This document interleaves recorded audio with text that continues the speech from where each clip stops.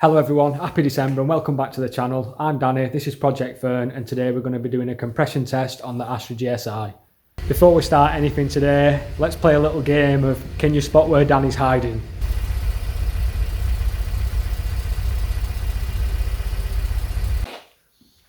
The first thing I'm going to do today is try and start it up again, see if I can get it running, because on the compression tester instructions it does say that the engine needs to be warm when you do this test. So I'm going to try and get at least some heat into the engine, see if it idles any better than it did last time. It does seem to be getting better and better each time I do it. But fingers crossed it starts first time now with a booster pack, and we'll just let it idle for 10 minutes and get some heat into it.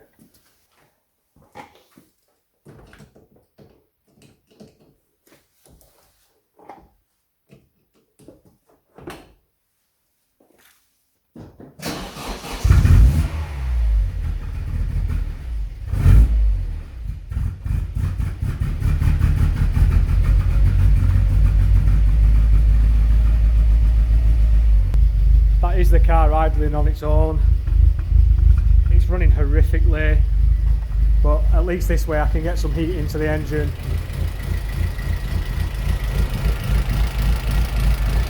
Let it get warm. It does start to run a little bit better as it gets warmer, but I'm just going to let it run for 10 minutes now. I'm going to go and wait outside because it gets fumy in here and it actually gives me a headache and grims me out for the rest of the day.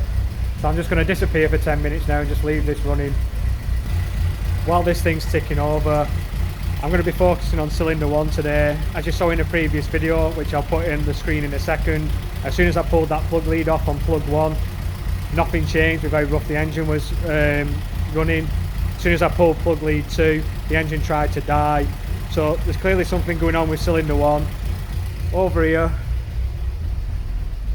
we've got the compression tester, and we've also got the extension arm that you need to use on double overhead cam engines like this one that's in here, and also on the Ford C-Tech that's the same.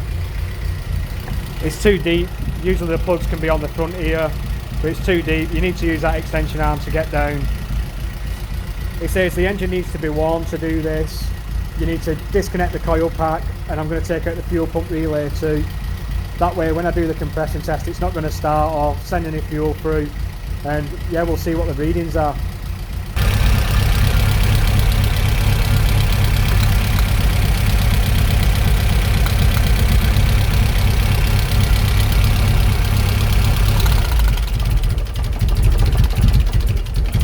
Right guys, I've just been for a quick wee and I've come back and the engine's not running, which is sod's law. It's happened behind my back because this car is a dirt. But apart from that, the light had fallen down, so I don't know if it's not the booster pack or something, but the engine is warm-ish. Yeah, it's nice. It's warm. It's warmest it's been. It's a bit smoky in here, so I'm going to quickly try and restart it now, and I guarantee it won't start. But then again, that's the issue that I've been talking about. As soon as it reaches some sort of temperature, it won't even start at all. It just cranks over. But let's give that a blast and see how we get on.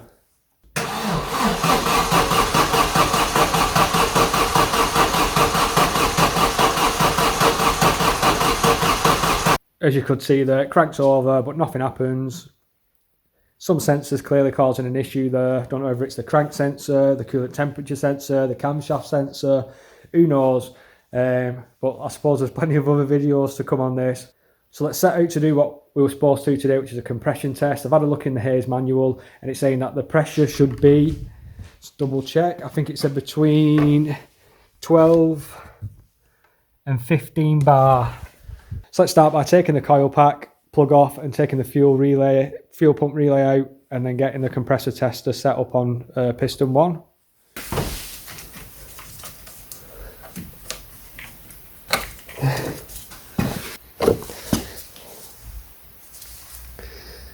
Let's get plug 1 whipped out.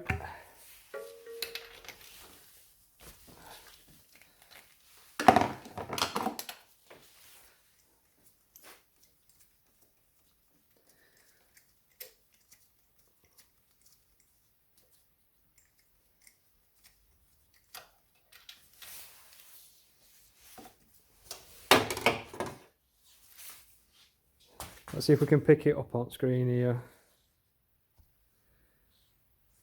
They're brand new plugs, them. And this, you know, this car's been nowhere. So I don't know if all the oil that's been overfilled. These were put in before I realised it was overfilled with oil. Let's see if we can zoom in properly. So I'm going to give them a clean off before they go back in anyway. Let's get the compression tester set back up. First bit we're putting in is that extension arm, which I hope is just going to fit. Nice.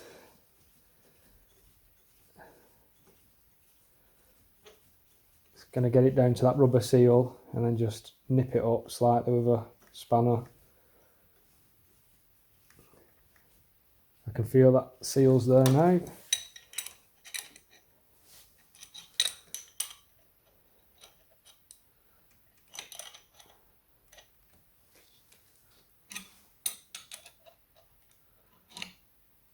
I'm not going to go too mental tightening that up. Next bit's this one.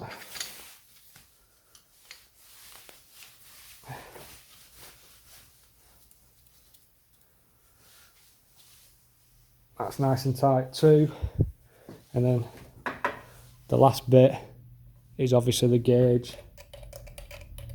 I'm going to try and put this in a position where you can actually see what's happening. I don't know if it's going to move when I start cranking the engine over, but I'll try my best so you can see it. Because like I say, it's just a bit over the top there as it looks. It's like about 8 foot tall.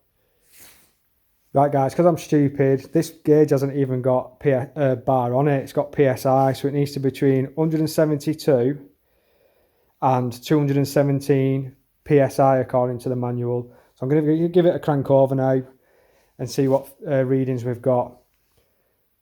It's all plumbed in, ready to go. I've just done a quick test then before, and the seal was blowing on near the engine, so I've just given it all a proper tighten up, and fingers crossed, we'll see what happens.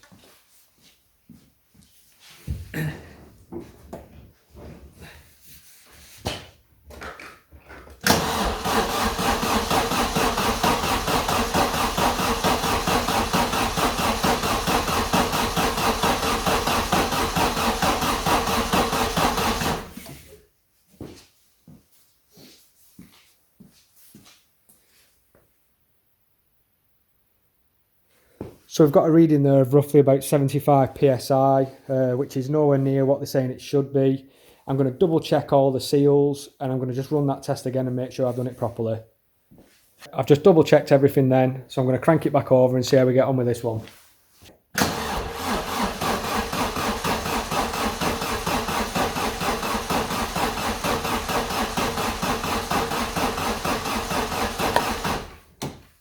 We've come about the same again, 75 PSI, and that's less than half than what the minimum is.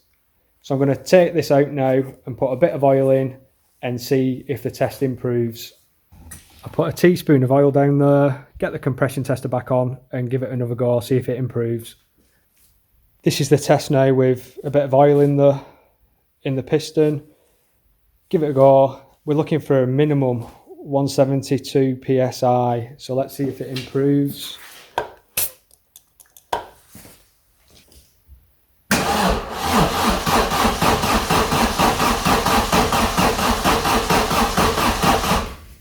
So we've shot up to 100 PSI there. It's improved it by 25 PSI.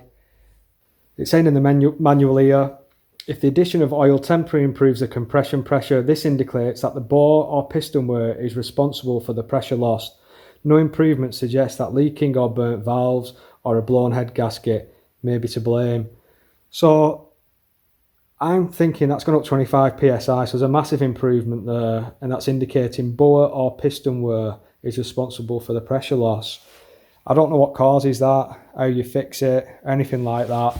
But I'm going to move on to the other three now and see what readings we get from there. Hopefully they're all fine, and we can start to look at ways how we can diagnose this engine fault. I think there's multiple faults going on here. I think there's obviously the compression's not right in cylinder 1. I think that we've got problems with some sensor as well, which is stopping it from starting. Starting when it's hot. I think there's an idling issue as well. So like, there's lots of things going on with this car, but It's not beat me yet, so I'm going to do the other 3 now, fire through them and see how we get on. This is cylinder 2. There shouldn't be 15 psi difference between each cylinder apparently. We've got an issue with cylinder 1 there. I've just changed the O-rings on the gauge just to see if that makes a difference. But let's do cylinder 2 now and see what result this has.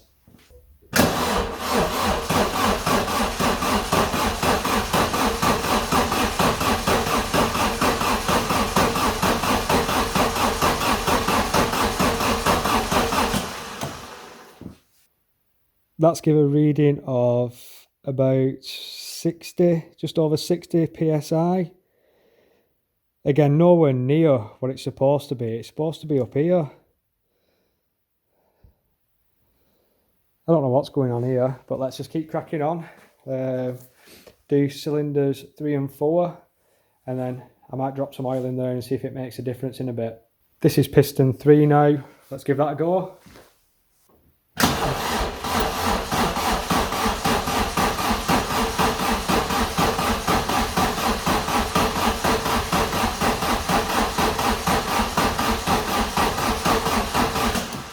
And that is coming back at about 60 psi as well.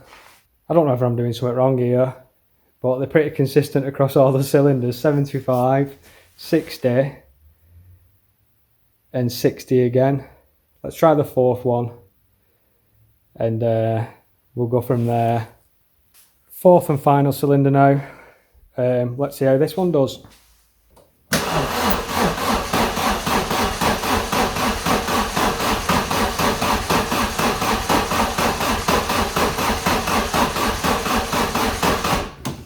That one's at about 95 psi. So again, they're still nowhere near. Let me know if you think I'm doing something wrong with this, guys, but these are nowhere near what they should be. Just going to give this one a nip up and try it again. Right guys, there you go. That's the compression test done. So they should have been between 172 and 217 psi. Cylinder 1 was 75 psi. When I put some oil in, it went up to 100 psi. Cylinder 2 was 60 psi. Cylinder 3 was about 60 psi. And cylinder 4 was 95 psi. They're nowhere near what they should be, not even the bare minimums. I don't know if that's a sign of a head gasket's gone, or something's wrong with the car majorly, or whether it's even worth continuing with this car. As much help would be appreciated if you can put it in the comment section below. I don't want to give up on this car. The more I look at it, it is easy to actually give up on it and just break it, but I at least want to get it running and get it outside and show you guys around the car and what I bought and stuff, because like I said, there's not many of these left, and I am enjoying working on it, I'm enjoying getting stuck into it and stuff, and I don't want to get to the point where I'm going to have to pay someone to strip this engine down and fix it all, because it's just not cost effective to do it. I'm not made of money or anything like that. Still positive though. Not the outcome I wanted today. I thought everything was going to be fine. It maybe might be an injector not firing properly, but we're just going to have to go from there. I'm going to have to do a bit more digging with it and stuff. Bit long-winded video and stuff, I know, but it's the first time I've actually done a compression test on the car. I hope I've done it properly. If you've spotted any mistakes or anything that I could do better, or even if you think the tools I'm using aren't up to the job, they're too basic, just let us know in the comment section below. Thanks for watching as always. Fingers crossed we can get this car going someday. Like I've just said, any help would be appreciated in the comment section below, what you think might be causing the compression readings to be so low. I've got a gut feeling it might mean head gasket, I'm not sure. Like I say, I'll spend tonight probably doing a bit of research on it, getting on the forums. Hit the like button if you're still enjoying these videos, and to wish me good luck with it. And all you people who watch the videos and you enjoy them, yeah, make sure you hit the subscribe button. I'm nearly up to 5,000 subscribers, which is just stupid. I never thought I'd get there. But yeah, it just shows that people are enjoying the content. It's not an over-the-top channel where I'm putting thousands and thousands of pounds into these cars or anything like that. It's just me, I'm on my own, chilling out. I like tinkering with cars, and I spend on what I can afford to. And hopefully when I sell them, I either make money back, a little bit of a loss, and I've still enjoyed owning the car, or sometimes I make a little bit of money with them. Don't enjoy selling cars. The turbo's gone, but it was just sat here. There was nothing really that needed doing to it, and I'm not one for like just storing cars. But yeah, whittling on a bit too much. Happy December again, everyone. Hope you've enjoyed this quick video today, and I'll see you in the next one.